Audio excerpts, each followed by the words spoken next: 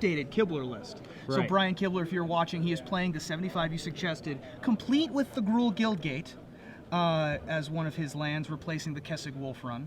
He is up against Eric Vasilevsky, who is on a fairly traditional Jund list. Yeah. Eric Vasilevsky is a local Salt Lake City player. He's playing a traditional Jund list, as you'd said, probably a little more oriented toward control decks. He has 2 Garuks, 2 Rakdos returns. Yes. And does not play any of the Lifebane zombies. He's also not playing any Lilianas, not playing any of the things for anti-banned hexproof, nothing like Devour Flesh either. Jacob Tobey, on the other hand, as you see with the Game Day Strangleroot Geist on turn 2, he's going to knock Eric down to 18 life. He is playing the traditional Kibler aggro deck that we have come to know and love. He's got the Chandra Pyromasters in the sideboard over the Gruul Guildgates. This is the completely updated list. Yeah. So one thing which we saw this matchup play out a little bit round 1, is that pre-board Strangleroot Geist is a really effective weapon for the red-green aggro deck. That's because Jund, by and large, has moved away from Pillar of Flame. There's actually 0 pillars in the main deck for Vasilevsky. So killing Strangleroot Geist is very hard. What he instead usually tries to do is trump it. Just play a Thragtusk, play something that stops it from attacking. So Domri Raid came down on turn 3 for Jacob Tobey to catch you guys back up on the action. That found a Flinthoof Boar with the +1 activation. Jacob then attacked with his Strangleroot Geist, and Abrupt Decay took down the Domri Raid. Eric then played a Strangleroot Geist, a Scavenging Ooze on his 3rd turn. Jacob played another Domri Raid, used it to fight the Scavenging Ooze with his Strangleroot Geist, making it a 3/2 and attacking for 3. So Tobey found a really good window there. He actually managed to let Strangleroot Geist fight with Scavenging Ooze. Once Scavenging Ooze becomes a 4/4, it's really a difficult card for the red-green aggro deck to deal with, so the fact that he was able to deal with it so early was really powerful. That said, now that the fight's down for Domri, that provides an opportunity for Vasilevsky to safely play Olivia Voldaren, which is a card that Tobey has to answer. Absolutely, and Olivia Voldaren on turn 4, after we've seen 2 copies of Domri, means that there are fewer options for Jacob Tobey's deck. Fortunately for him, he does have... Does he have the Mizium Mortars? He does have the Mizium Mortars in hand to be able to take down the ubiquitous Jund flyer there after knocking Eric down to 10. Yeah, that's one of 3 Mizium Mortars in his deck. It's 4 Domris and 3 Mizium Mortars are the only actual removal spells that he has. Yep. So a really good, probably the best use of that card in this matchup. It looks like we found an elf off of a Domri +1 activation. And we're also going to add a post-combat, is this post-combat Flinthoof Boar? Yes. Yep, a post-combat Flinthoof Boar, so a little because bit... we're also adding this elf. Right. I'm wondering if that's a little bit, sometimes maybe the Domri activation should have came first there. Vasilevsky's going to try to stabilize here with a Thragtusk, but there's a pretty imposing board on the other side for him. Yeah, Eric did not have the turn 2 Farseek that so many Jund decks desperately need, although he did draw it later in the game, which is not obviously where you want that card to be. Right. The 2nd place list from Calgary, the Grand Prix Calgary, eschewed Farseek entirely. Didn't even play Farseek at all. And that is certainly a very unusual thing, and in this matchup, it's much more important to get up to the mana advantage, because you need to play Thragtusk on turn 4 if you can. Right. So it looks like here what Tobey's going to try to do, we saw another Strangleroot Geist join the battlefield, is that rather than answer the Thragtusk, he's just going to try to press through the Thragtusk. There's a certain point, I think, which the regular aggro deck, because it has so few answers to creatures, it starts answering them just by attacking past them. And I actually thought that might have had to, if he didn't have the Mizium Mortars, he would have had to do that last turn. But luckily he had another out to be able to take out the 3/3 flyer. So Eric is going to block the 2/1 Strangleroot Geist. And we're going to see a Rampager here. Yep, and then Strangleroot Geist is going to go on a Rampage, trample over for 3 itself. Yeah, and I do like the fact that Vasilevsky blocked the Strangleroot Geist there. That was the only block he could have made where he still gets the trade off. And I think we're going to see a huge miss here by Jacob Tobey. I think he missed that the Strangleroot Geist could undie back here. It was just a Lightning Mauler that didn't pair there, or I guess did pair with something that was already on the board, to drop Eric to 5. So he's not going to have an additional 3/2 in play. Although technically it's still on the stack because we were still resolving the Beast trigger. Yes, right now if he reached in his graveyard and put the Strangleroot Geist into play, it would still work. But the moment... But not anymore. Now, not anymore. Now he's missed it as he activated Dome Re-Raid, and he missed with it. So Eric does have a slight window here. Yeah, he's going to need some more removal spells. It looks like he has some lands, a Garruk Primal Hunter, a Farseek. Yeah, he's got a handful of green spells. Thragtusk is not a bad place to start, though. No, that's actually one of the better plays he could make here. Really just buying more time, because every time Jacob's attacking, he's expending resources. As we saw there, that first Thragtusk, a Gorklan Rampager and a Strangleroot Geist traded with the front half of a Thragtusk. So that's really good card advantage for the Jund deck, and he just needs to continue to stay alive long enough so that he can make more of these plays. And if he does, he stands to win the game. So we're going to look for another creature on top. We're going to miss. Jacob Tobey now has to ponder his attacks here, and I think that he is just going to swing in with the 2 creatures. Now, not swinging in with the elf, does that signal that we don't have Gorklan Rampager? Or do you think that he could have Gorklan Rampager either way? He doesn't want to have doesn't have Gorklan Rampager, or he doesn't want to trade that mana elf with the front half of a Thragtusk. Because right now if Thragtusk blocks the Arbor Elf and he rampaged it still trades, which is kind of what we saw last turn. That's not actually a great play for Jacob when that happens. Yeah, I actually think that the Gorklan Rampager on the Strangleroot Geist, had the Strangleroot Geist just come back, he would rather have that Gorklan Rampager in play. Very similar to what BBD wrote about in his article this week. A lot of players look at the Gorklan Rampager, don't even see that it's a 4/4 for 4. Right. While that's not ideal in most situations, sometimes you just want to keep throwing creatures on the board, and we're going to see, although here, he gets to keep around the Flinthoof Boar. Yeah, but I think that's another perfect example of what BBD was talking about. He probably stands, okay, so this way he did get 4 points of damage across and trample, and that's pretty valuable. So the question is that more or less valuable than right now he has a 3/3 on the board? If he'd have played the Gorklan Rampager, he would have a 4/4 trample. So he'd have a better creature, but his opponent would have 4 more life points. It's a really close call. I think Tobey makes the right decision here and decides that life total is just really important at this point. Meanwhile, the Strangleroot Geist not coming back, certainly haunting again, would have had Eric at 3 this turn instead. Yeah, that's a pretty huge play. And as we saw... although it looks like it's not going to matter because Eric can overload Mizzium Mortars here. Yeah, that's huge. That's pretty much his only play. He could play the Garruk, make a beast. Well, it depends what he thinks his opponent has. He does need to make sure, and he's going to go ahead and do that. He needs to make sure that Dome Rod doesn't get to ultimate, or even just wants to get the Dome Rod down as soon as possible. Every turn he leaves it around, the Dome Rod potentially fights another thing. Well, to me, against this Kibler deck, the scariest card to me is Thundermaw Hellkite. And letting the Dome Rod sit around as long as Eric is just gets us only closer to both Hellrider and Thundermaw Hellkite, both of which are just extremely scary at this point in the game. I want to back up a second with that last Gorklan Rampager. So looking at the Dome Rod, there was a chance, instead of blood rushing the Rampager, that Tobey could have just played out the Rampager and then had it fight the 3/3 beast. Yeah. Which he actually didn't do that turn, which seems, that seemed like another option he could have taken. Eric top decks a Kessig Wolf Run, one of the 3 fireballs that we can top deck in the Jund deck, and it's going to go on the offense. And the red-green aggro deck in the position where it's deciding to block. Yeah, I think it's attacking the Dome Rod. Vasilevsky's at a pretty good spot. When the red-green aggro deck stops attacking, that's obviously a really good spot. I think to a certain degree, Tobey was hoping to chump block and get his Dome up to 7. Kessig Wolfrun's really going to take away that play for him. Yeah. So we're going to double block here, making sure that the Dome can soak up as much damage as possible.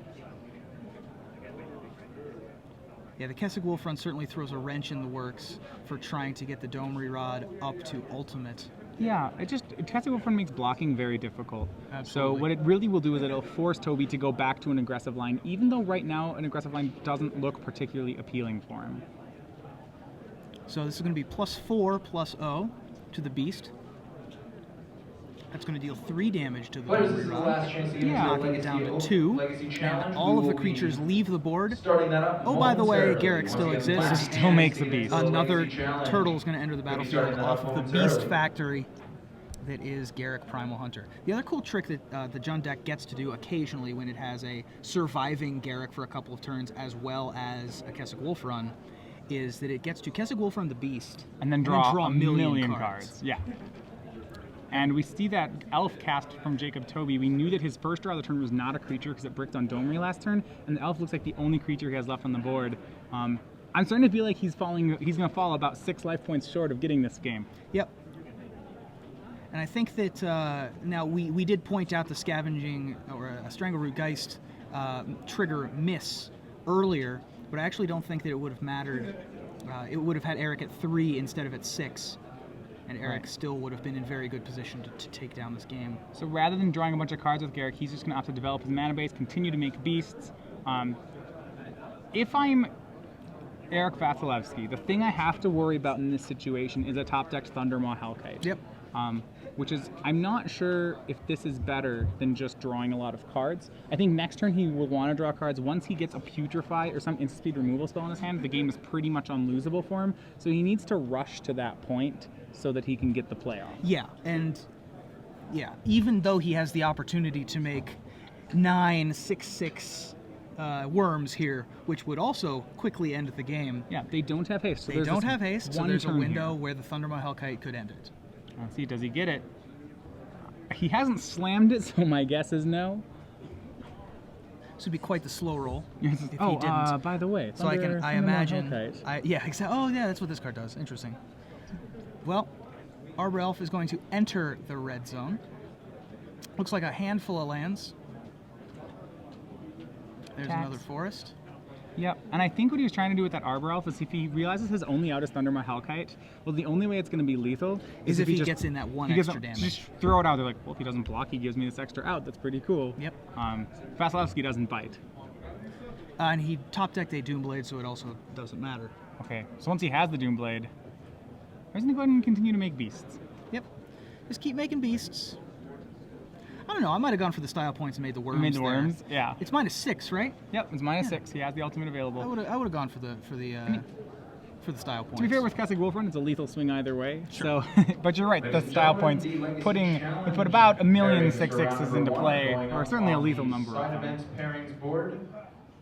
So he's attacking for 9 with Jacob at 14. Is he going to try to Wolfrun for 5? Table number 201. 1, 2, They are 3. going to be right in front of the Yep, he's going to go for it. No fear. All right, and that'll do it. We're going to quickly go to game 2. So Eric Vasilevsky on Jund takes down game 1 on the backs of some a little bit of mana flooding on Jacob Tobey, a little bit of one miss trigger, as well as being able to stabilize based on how much removal he actually had. Right. You know, a pretty close game, and it really shows, you know, we said it before kind of on camera that Magic really can kind of tend to be a game of inches, especially up at this level. So, you know, just that one miss like that oftentimes can actually be the difference between winning or losing. Yeah, and I say that it wouldn't have mattered, but I'm probably wrong because that 3 points could have led to a different line of play. He would have had to use the Mizium Mortars on a turn when he instead cast the Garrick to start developing his board, which cascaded to the Kessig Wolf run. You know. So there were other options that Eric was open to because Jacob wasn't putting on that much pressure. Right. So moving to the sideboards, we're going to take a look at the sideboards. You can follow along with Jacob's deck at home if you want to click on Brian Kibler's most recent iteration of the red-green aggro deck that now includes 2 Chandra Pyromaster, which is a card that I actually like quite a bit in this matchup. Yeah, so we saw this actually in our first round of the day, that Chandra Pyromaster has pretty much been adapted in the spot where Gruul Warchant used to be. Yeah. Gruul Warchant, the idea was to like get that one extra turn to pass by a line of Thragtusks or a line of Huntmasters. Chandra probably just a better card at doing that because on an empty board it has more impact. It's good in this matchup. You board in generally against any of the Thragtusk decks. Right, and it's better against the Jund decks that have Lifebane Zombie in it. Eric's does not have it in the main deck and won't have it after sideboard either, even if he had it available. But still making a Thragtusk unable to block when your whole game plan is to attack. Yeah. Very powerful effect. He also has 4 Burning Earths in the sideboard. No stranger to that card either, although we've seen Jund face down 2 Burning Earths and win a game today. Right, so the trick with Burning Earths we saw earlier is that you have to play it on a board where you're ahead. So out of a red-green aggro deck. We saw Mono Red can basically just play Burning Earth whenever it wants to, but this deck gets a little more picky about when it wants it. That said, you're probably still going to see the 4 of those come in, and you're going to see 3 Volcanic Strengths, which Absolutely. are for this matchup as well. I don't know, that's like 9 sideboard cards, which are all pretty good in the matchup. Yep, and he's probably going to have to take out some of these mana animals.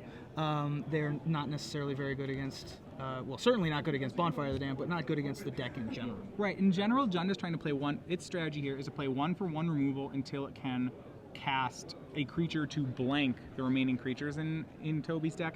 You know, for example, maybe you leave Tobey with an Arbor Elf and you play a Thragtusk, then the Arbor Elf doesn't matter. So what Tobey's going to try to do is make it so that every creature matters. As long as every creature trades with that Thragtusk, that makes Jun's game plan a lot harder. So yeah, 4 Arbor Elves, 2 Elvish Mystics. These cards are really not as exciting in a post-board matchup against Jun. The problem with that, of course, is we are only playing 24 lands, which sounds like quite a bit. That's about normal for most decks these days. However, we're still an aggro deck, and we still have 5 drops and a ton of 4 drops after sideboard. Right. I mean, anytime you cut 6 mana sources from a deck, you're going to change how the deck fundamentally feels. Absolutely. Even if those mana sources are just little 1/1s. So in Eric's sideboard, he has access to Barter in Blood, as well as 2 Liliana of the Veil, both of which are mostly for the Bant Hexproof matchup, but can come in handy in this type of matchup. Do you think that he will bring those in, knowing that Jacob Tobey has main deck Mana Elves? Do you think that he will suspect that he takes those out? Well, there's a lot of things. He wants to just board in more removal in this matchup. So when you look at the cards that matter, you'd say, okay, and the cards that don't matter. Rakdos' Return isn't particularly strong in the matchup. Gork Primal Hunter's okay, but you can just as easily end the game with an Olivia and or a Huntmaster of the Fells. What you need to make sure you do is survive the early game. We saw that Vasilevsky's deck is pretty weak to Strangle Rootgeist. He's going to board in the 2 Pillar of Flames for sure. Barter in Blood, outside of Strangle Rootgeist, probably gets a lot of value in this matchup, so I would imagine he'll board that one in as well. It's just it's a 2-for-1. It's a fine spell for him to cast. He's also got Pillar of Flames in the sideboard. Having seen the Mana Elves and the Strangle Rootgeist, I imagine that those would come in, but those actually aren't very good against Jacob's deck. They're just they're decent, but they're not very good. They don't kill too many things. They kill Strangle Rootgeists. They kill Scavenging Oozes that have just been cast. They can kill a Flinthoof Boar if a mountain's not in place. There's all these kind of ifs. Yeah, they can kill a Domery Raid if it just fought, things like that. Right, so they're not great in the matchup. I think he'll still use them just because it's a way to 1-for-1 with Strangle Rootgeist, and that's really important in the matchup. Yeah, absolutely. Among other cards that Eric has at his disposal, Duress and Slaughter Games, both 2-ofs. I don't imagine he will bring those in. He has 2 Golgari Charms, not for this matchup, although they can take out a Burning Earth. They can take out a Burning Earth, so it's really tempting to board them in. It really depends on whether or not he thinks Tobey is kept in mana creatures, which we see he has. Which he has, yes. The Golgari Charms pick up a lot of value if Arbor Elves are still in the red-green aggro deck. And as we see on turn 1, Jacob leads things off with an Arbor Elf, while Eric has Overgrown Tomb. So, I almost want to say it looks like Tobey doesn't have red. No, he does. He has 1 source of red mana. All right, so that's going to be well, that's actually with the Arbor Elf is enough because the source is a forest. Yes, and he's going to be able to cast any of his red spells on turn 2, assuming Eric does not play an elimination spell on turn 2, which he does not. It is a Scavenging Ooze. So Scavenging Ooze, not the hugest deal in this matchup. Basically, what Vasilevsky is going to hope to do is to get a good trade-off with that Scavenging Ooze. So we have a Hell Rider on turn 3. That's going to deal itself. It's going to for itself. It's going to deal 1 and then deal 3, dropping Eric down to 16. That's a pretty good start. Hell Rider. Anytime Hell Rider gets to swing once and live is really good for the Hell Rider player. Usually, it's kind of like this burn spell where you swing and attack and it dies. Or it's an enchantment. Or it's an enchantment, so you don't swing with exactly, it. But every time you get to actually swing with it is really strong for the deck. If you can follow it up with a second one, it's usually game-ending. Yep. As you see here, that's why Vasilevsky just immediately in combat is going to do that. Blade and eat it. Unfortunately for him, I do believe that Jacob, and as we will see on the following turn, is going to play a land and then play a 5-drop by the name of Thundermaw Hellkite. Yes, he's going to be able to play a land. I think he has to pay 2 life for it. Oh, nope, there's a forest. So we're going to target the Stomping Ground to be able to play Thundermaw. So Vasilevsky already used a Doomblade on the Hell Rider. The question will be whether or not he has another one of those unconditional removal spells. He's going to need one pretty quick as Thundermaw doesn't waste its time in killing. Well, he's got Abrupt Decay, or not Abrupt Decay, he's got Tragic Slip. So he's going to be able to use that to his favor if he has another elimination spell to take out the Arbor. Yeah, he needs a second kill spell to do it. And Pillar Flame won't do it, by the way. Right. Because Pillar Flame removes it from the game, so the Morbid trigger will not trigger. It looks like he doesn't have one. He has Scavenging. He makes a second Scavenging Ooze, but he has right now no way to deal with the Thundermaw Hellkite.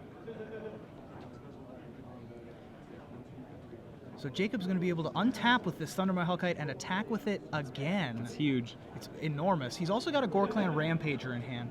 Now, the trap that Jacob might run into here is that he has the Gore-Clan Rampager, so he's going to want to attack with his Arbor Elf. Oh, wow. The Arbor Elf is going to become a 5/5. Now the trap here is that that's killing a creature, which is doing exactly what Vasilevsky wants it to do. So he's going to take a lot of damage here. That's 4 trample and 5 in the air. That's going to drop him to 2, but it will enable Morbid. So now that this Tragic Slip can take out the Thundermaw Hellkite. Yep, and unless Jacob has a 2 green mana follow-up, 2 green mana follow-up, then he's going to be somewhat out of gas here. All right, and he's gonna go ahead and so Thundermaw Gets dies. and eaten? It gets eaten by the Scavenging Ooze. So that puts Vasilevsky back up to, I believe, 3. Yep. Okay. And there's also the Gore-Clan Rampager still in the graveyard for Eric to eat. Once again, I think that I would have just rather had the Gore-Clan Rampager in play rather than use it for its Blood Rush ability. I think that using that ability was a bit of a trap. Especially since he didn't use his other 2 mana there, having just a 4/4 Trampler in play is pretty good. Also, I think it plays around Tragic Slip, which is huge. Yes. So this is going to become a 6/6 Scavenging Ooze. Eric is going to go up to 4, it looks like. And a third there's another Ooze. Scavenging Ooze. So Vasilevsky's slowly grinding his way back in. He's got up to 4 life. He has the biggest creature around. A 6/6 is very hard for red-green aggro to deal with. Remember, he's still just 1 Thundermaw Hellkite. Well, right now, not literally, but it takes only a Thundermaw Hellkite to really push it back in Jacob Tobey's favor. He has a red spell of some kind. I didn't see which one it was. I feel like it's a Burning Earth. If it is, it's a little late. A little late to be burning some earth here.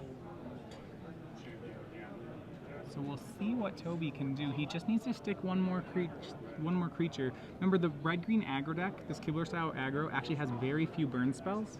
So it actually 6. You can draw to a lower life total against it than you would think.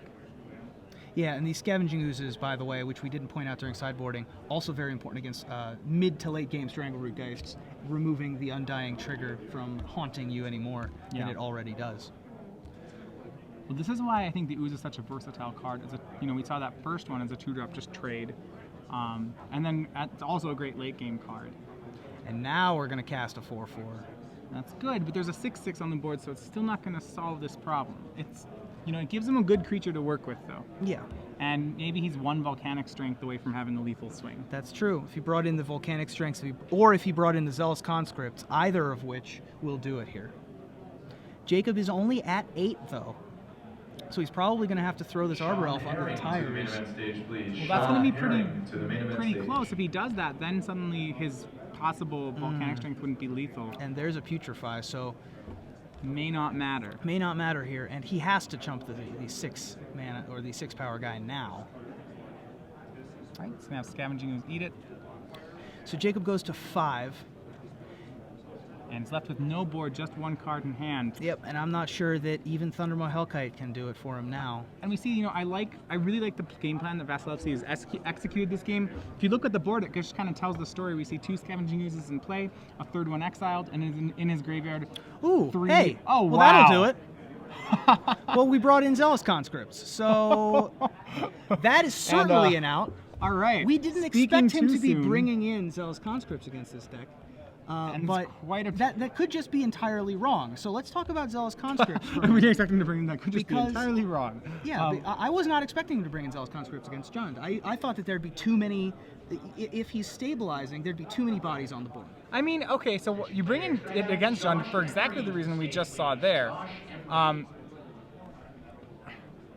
a lot of times we get in these situations where he attacks his opponent down to a certain number, and then he needs to find a way to sneak across these last few damage. It's kind of the reason he boards in Volcanic Strength. Zealous Conscripts does do the same thing a lot of the time. I guess, yeah, I see that. Now I see that. Yeah. But when it's not always as good as that. Yeah, it's not always that good, of course. That's the dream scenario. What card can win here? Well, yeah, how the about only Zealous one that Conscripts? they've printed that could bring it back here is something that can... No. To be fair, Mark of Mutiny would have been exactly 7. Sure, that's fair. Mark of Mutiny would have been exactly 7. So there's a Act of second Treason card. wouldn't have Nope, done it. That's not good enough. So Yeah, I can see now why that would happen, but you wouldn't think that a 2-mana aura where you're not really trying to play on the axis of removal, like if you're Right. playing that on a creature, you're opening yourself up to removal from the Jund deck. Right, whereas Zealous Conscripts, you get a 3/3 when you're done. Right. So it's probably, because of that, it's a little bit better against the Jund deck. It hits a little bit harder, too, because it's, it's +3 damage and a threaten effect. So And it's now I see why we kept in the mana animals, is because we were planning on bringing in even more 5-drops. Yeah, so you probably can't cut all of them if you're gonna go on the Zealous Conscripts plan. I figured it out. I All finally figured it out. Well, that was an exciting end to that game, and we're going to be able to go to a third game as a result. Eric Vasilevsky and Jacob Tobey. Jacob Tobey, the Denver native, up against the local boy Eric Vasilevsky. Do you see any changes to being on the play or on the draw here? Well, I mean, the aggro deck always wants to be on the play. Of course. So, as far as changes in strategy, I'm not sure that it lets Eric keep a lot of looser hands to be on the play. He really has to be pretty particular about what he keeps on the draw. He would almost always like to have a Tragic Slipper, Pillar of Flame in a hand that he keeps on the draw. Obviously, you can't engineer that, but I think post board, he has. Looks like he only has 4 1-mana removals even after board, so he can't really count on that. Right. But yeah, on the play, he could even keep something like a hand with, say, 3 lands, Farseek, Huntmaster, which is like a good hand on the play. On the draw, that hand could very likely get steamrolled. Sure. So, he actually has this larger breadth of hands that he can keep. And I think that's the advantage. So it means that it's much more likely that he gets to keep a 7-card hand. Absolutely. So bringing in, you don't think that if he didn't have the Pillar of Flames in already, he certainly does now, but he almost certainly had them in already. I would think he has them in already. Do you think that Jacob being on the draw, he brings in, for example, he has a 1-of Garruk Relentless in the sideboard, yet another powerful 4-drop that can be an endless stream of power. Do you think that he changes even more into a mid-range deck? I'm not sure that a stream of 2/2s is that great in the matchup. There's nothing good to fight. So really all Garruk does is make 2/2s. Is that worth it for 4 mana to continue making 2/2s? I don't know. It's pretty close. I'm hesitant to do it just because I already want to board in Burning Earths. I already want to board in the Zealous Conscripts. There's a certain amount, your mana, I don't want to change my curve that much. Right. It looks like we're already bringing in at least 10 cards. Right, you're already bringing in Chandra Pyremaster, that's 2 4-drops. Burning Earths, that's 6 4-drops. 2 Zealous Conscripts, that's 2 more 5-drops. That's 8 cards at 4+. I mean, I'm not even sure you can bring in that many without really messing up your mana base. I'm hesitant to board in all 8 of those, and all 8 of those are cards that I want more than Garruk Relentless. And I think that's why I'd leave them in the board. So it looks like Jacob kept his opening hand while Eric had to mulligan on the play. Yeah, so I was saying he had a larger breadth of hands that he could keep. Unfortunately, it looks like he just had something with lands that he couldn't actually keep. Luckily, this sort of matchup is a place where Jund can sometimes recover very, very quickly, especially on the draw, because he can get the turn 3 Huntmaster before any even 3-drops come down for Jacob Tobey. When his game plan is 1-for-1ing, mulliganing can be a little bit harder. When his game plan is going to be dropping some threat, Huntmaster or Thragtusk or Olivia, then it's a lot more forgiving. So turn 1 Blood Crypt is matched up by Arbor Elf off of a Forest. Eric does have the turn 2 Farseek. Almost certainly going and getting Stomping Ground here, not just for the sake of being the 3 combination, but also because Stomping Ground is the most important dual land combination to have in the deck, because you have both Scavenging Ooze and Olivia, and you want to be able to activate both abilities as often as possible. So Vasilevsky looks like he's kept the kind of hand that will do very fine with a mulligan. It looks like he has a Bonfire as his only removal spell. He has a Thragtusk he's trying to ramp into, and I don't know. I think he also has a Garruk Primal Hunter that he's actually kept in. That's a little surprising to me, as the card tends to not be as strong against aggro decks. But right here, it really, if it is a Garruk that he has, it'll go a long way in helping to get him back card advantage. Absolutely. Turn 2 Dome Re-Raid from Jacob Tobey is the play. So that's going to quickly go up to 4. And Liliana of the Veil. All right. Going to make Arbor Elf hit the bricks. So the Liliana actually comes out of the sideboard.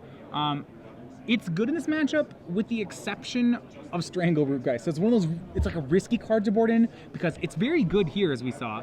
Yep. When his opponent has a Strangleroot Geist, it's like actively bad. So it's close, you know? And the Flinthoof Boar is going to bore that Liliana to death.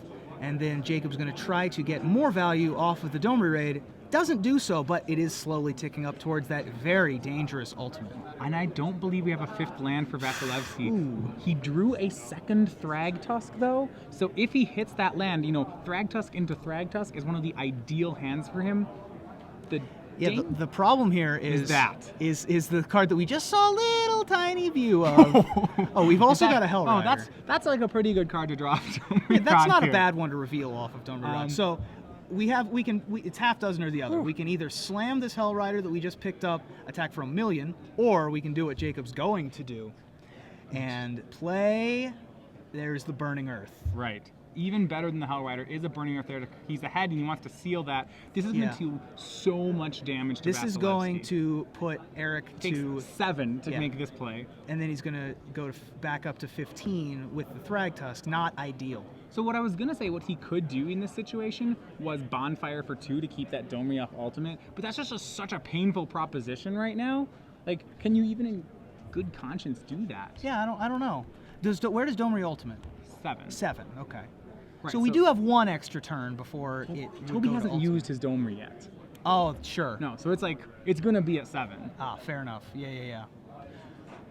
Well, it's not going ultimate this turn, so we can we can Bonfire next turn if we really want to. Right, and Domri Rod is one of those planeswalkers that in the decks, some planeswalkers' ultimates are good, and some are just variations on win the game. Yeah. In this sort of deck, Domri pretty much falls into the 2nd category. It's almost impossible to win after a Domri emblem. So Jacob took 2 damage to play that Hell Rider, and then attacked with Flinthoof Boar, which dealt 1 damage to Eric Vasilevsky thanks to a Hell Rider trigger. And now we're going to the blocker's step. Looks like he is going to let that happen, question mark? Yeah, so this is that situation we said that sometimes Hell Rider is just an enchantment. Yeah.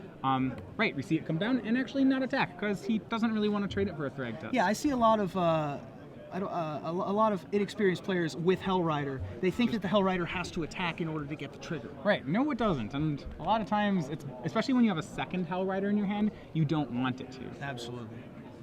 And so Hell Rider's going to stand in front of the Thragtusk in order for Domri to be able to stick around. Domri's only at 6. I'm not positive. I thought it was supposed to go to 7 last turn. Maybe I'm incorrect there. Well, I don't know if it was used. In any case, he'll get another chance to put it up to 7 and make an emblem with it. So we still have this Flinthoof Boar sticking around. We still have these Thragtusks and this 2nd body on the 1 Thragtusk. Yeah, so Vasilevsky's actually stabilizing a bit here. It's going to be very difficult for him to deal with a Domri emblem, so he has to get rid of the Domri emblem at some point. All right, an attack with Flinthoof Boar is going to get Gore Clan Rampager across, so that beast token does not trade. Now that one, I think, was actually a very good use of Rampager. Well, that was correct. So we see Domri going up to that lethal 7 now, does not find a guy on top. If Tobey can just play a chump blocker, though, he's going to get a Domri emblem out of the deal. And I think he has another Gore Clan Rampager that he's going to play. Right, so if Vasilevsky wants to hit this Domri, he's going to have to cast the Bonfire of the Damned in his hand so that it doesn't get an emblem. And with that Burning Earth, that means it'll be his last spell of the game. Yep. Not in a good spot for Eric Vasilevsky here. He's probably going to have to swing into this Domri. He just can't deal it enough damage to impact the game on a meaningful level, because eventually, even if it doesn't ultimate next turn, it will certainly, the game will either be over or it will get up to ultimate. Yes. Because of this 4/4 and 3/3. So see how it plays out first. So Tobey's going to make the trade. He's protecting his Domri as he wants that emblem. A beast token's made. We'll get the actual token there in a sec. That dice is a 3/3 beast. Or turtle. Or turtle. Creature type beast. Yep, Eric does not have a ton of good options here. He can cast the Garruk and make another beast. The problem with that play, of course, being that all of Jacob's creatures for the rest of the game will have double strike, trample, haste, and hexproof. Right, and he already has a 3/3 in place. That's just as bad.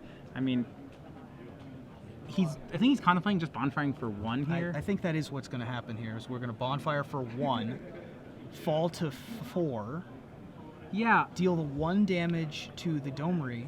I'm not sure the difference between bonfiring for 1 and bonfiring for 2, just because like they're both, Yeah. it's like almost your last spell of the game no matter which one you do. So he's going to then Tragic Slip the Flint of Boar.